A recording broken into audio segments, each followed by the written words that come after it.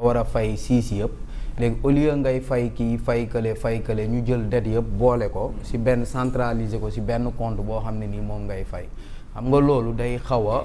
da lay dimbali quand même comme maanaam tey jii fi nga waroon fay Bamba fay Diouf fay keneen fay monsieur Diongo day doon benn compte boo xam ne nii da nga fay léegi tamit dette bi bu fekkoon ni da nga ko waroon fay sur 5 ans ñu yóbbu ko sur 10 ans wala sur 20 ans léegi loolu noonu tey jii bu ñu ko defoon day permettre Sénégal mu mën a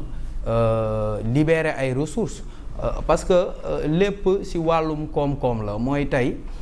Sénégal dañu am benn problème bu gën a rëy mooy la dette intérieure ndax système bii nga xam ne nii premier ministre jël na ko mooy tey certes ñoo ngi mobiliser ay ressources ren rek Sénégal war na mobiliser pour lijjanti wàllum dette bi rek 6 000 milliards léegi 6 000 milliards yooyu boo ko bëggee lijjanti ça se fera au détriment du secteur privé national parce que da nga dul am ay marge de manœuvre tey pour investir d'abord mais aussi pour payer la dette intérieure te dette intérieure bi tant que fayoo ko parce que société yi nga xam ne da nga leen ameel xaalis moo xam ñuy yëngatu ci wàllum hydrocarbure surtout ñi nga xam ne ñooy yëngatu ci wàllum BTP tey jii boo yëkkati woon seen xaalis fay leen ko mais ñooñu dañuy mën a investir ñooñu bu ñu investiree day tax emploi bi maanaam secteur économique bi day gën a dynamique looloo tax tey ñu proposer la une restructuration de la dette mu lay may marge de manœuvre pour nga mën a investir léegi nag le premier ministre bon il dit que non du ñu def restructuration de la dette mais je rejoins un peu monsieur Diouf parce que tey quand tu es un premier ministre wala tu es un fonctionnaire de l'État bu fekkee restructuration amul yow doo ko yëg parce que état bi lu mu metti dina lijjanti ba fay fonctionnaire bi salaire am mais les fonctionnaires ils représentent quoi? On est 18 millions de Sénégalais ils font même pas 200 000 personnes boo xoolee ci loi de finance bi dañ ne woon ay 198 000 lañ état bi autorisé nañ ko mu bon recruter xaw ma 12 000 xaw ma ñaata bon au titre de cette année là léegi ñooñu noonu ñoom ils sont sécurisés seen salaire amul problème nañ ko percevoir mais pendant ce temps Ousmane Sonko il doit se descendre sur le terrain dem xool yenn sociétés yi surtout les sociétés du BTP xool lu ñuy dund il va comprendre que aujourd'hui moom nu mu gisee mbir yi ak ñeneen ñi nu ñu ko gisee du bokk parce que am na ñoo xam ne ils sont en train de subir de plein fouet cette situation là. effectivement mu doon lu leer alors Ndour yéen li nga xam ne moom mooy aar suñu moomeel 2.0 au moment où ñuy wax exploitation pétrole ak gaz on parle de restructuration ban position ngeen ci am. parce que dafa am beneen plateforme bu tudd aar suñu moomeel. mais pour leeral aussi comme ñu ngi nekk ci événement numérique comme vous l'avez dit. parce que actuellement ñëpp xam nañ ne ñu ci bari ci plateforme la ñuy nekk donc pour innover nous on a misé sur des plateformes donc c'est Aar Sa Moomeel 2.0.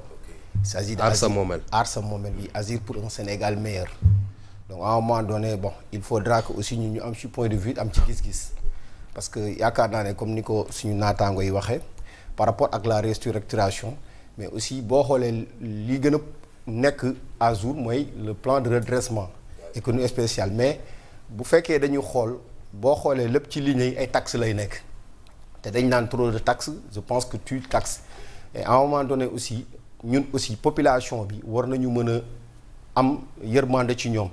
parce que li ñuy gën a ñaawlu par rapport ak proposition bi nga xamante ne gouvernement bi à travers son premier ministre teg na ko muy man daf ma jaaxal te loolu dañ ci am inquiétude muy par rapport ak taxe li nga xamante ne nii mooy carte je pense que loolu nekkul lu nga xamante ne ni ni ñu ko xalaatee yaakaar naa ne xaar nañ ci plus de 300 milliards et quelques su ma juumul maintenant loolu aussi bu ci nekk rek ligne bu nekk dafa am ay conséquences li ñuy wax ne à un moment donné ñun gis nañ ne société bi carte pour ma nekkoon na ci ay propositions nga xam ne premier ministre jëloon na ko pour dindi ko mais je ne vais pas y m'attarder parce que li nga am solo ci li nga xamante ne ni mooy gis-gis bi mooy li nga xamante ne les partenaires techniques et financiers yi ñëw ñu pourquoi parce que y a un discours depuis au mois de septembre parce que à un moment donné Cour des comptes oui publié na un rapport qui nous parle d'un PIB de 119 et dans les normes communautaires on aimerait que par rapport ak les prévisions qu'il soit 70% mais boo xoolee kan lañ koy atteindre mais presse bi dañ lay wax entre 2026 ak 2028 donc day gis ne dafay am manque de cohérence donc sur le timing ak planification bi amul lu cohérent déjà présent yaa ngi gis par rapport ak les ressources endogènes ni ñu koy dajalee c'est-à-dire bu fekkee da nga ci am critique rek day gis ne mbir mi day am opacité bu fekkee ne à un moment donné ñun acteurs civils ou bien acteurs politiques yi am nañ ci gis-gis du par rapport ak contre la personne mais à un moment donné il y a une proposition et chaque proposition dafay am li nga xam ne lu ñu naan relativité et lii bien vrai que c'est pas ordonné à tout un chacun ñu wax si parce que c'est un peu économique li nga xamante ne ça demande des notions techniques mais ak lu mënti am ñu ngi ko tënk ci budget prévision ak orientation boo xoolee ci li nga xamante mooy loi de finances initiale bu 2026 bi man dama ci gis lenn aussi parce que bu fekkee dañ lay wax da ngay gis ne ñu ngi xaw a mën ni kuy daw li nga xamante ne le terme de dette cachée boo xoolee ñu ne laan il y a des irrégularités wala ñu ne la à un moment donné am na dette hors circuit donc ba léegi techniquement amagoo si notion du leer. jargon bi ça a évolué. effectivement donc boo xoolee ministre bi daf lay wax naan boo xoolee ci bureau nañu bàyyi l'idée de dette cachée parce que beneen leneen day ñëw aussi loo xam ne OCDE daf ko publier muy dette Mazars te dette Mazars aussi ñun amuñu accès si li nga xamante ne ni mooy par rapport ak ces données là pour ñu mën a apporter benn critique donc à un moment donné ñun li ñu si naxaru parce que nous on est dans un pays démocratique ak lu mënti am population bi dañu war a xam te concept bi lan la jub-jubal jubanti te jub-jubal jubanti dafa am ñu am accès si ay rapports yu ci mel ni par exemple loi de finances bi nga xamante ne jot nañ ko de même temps li nga xamante mooy rapport d'exécution budgétaire bu 4e trimestre bi on l'attend aussi pour ñu mën a am ñu am analyse effectivement autre chose aussi da ngay gis na ne des fois politique yi li ñu naan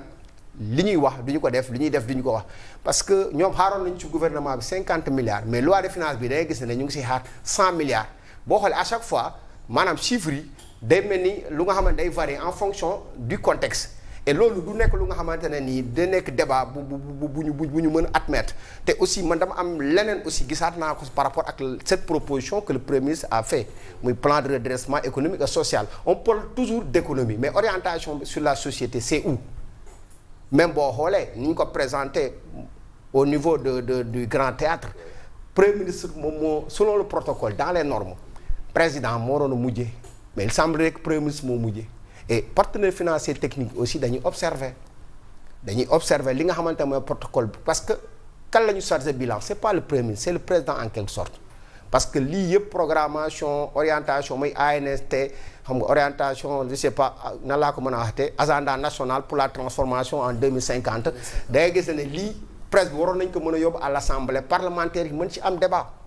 mën ci am gis-gis ku ci nekk am ci lu nga xamante ne ni peut-être askan bi war nañ ko si war nañ mën a xam davantage parce que mbiram askan bi la ñëpp ko bokk à un moment donné tout le monde doit avoir la bonne information ñu mën a xaar aussi li nga xamante ne pour terminer à ce niveau parce que ki nga xamante ne mooy FMI à chaque fois damay dégg ñu naan mën nañ dem sa FMI mais je pense que loolu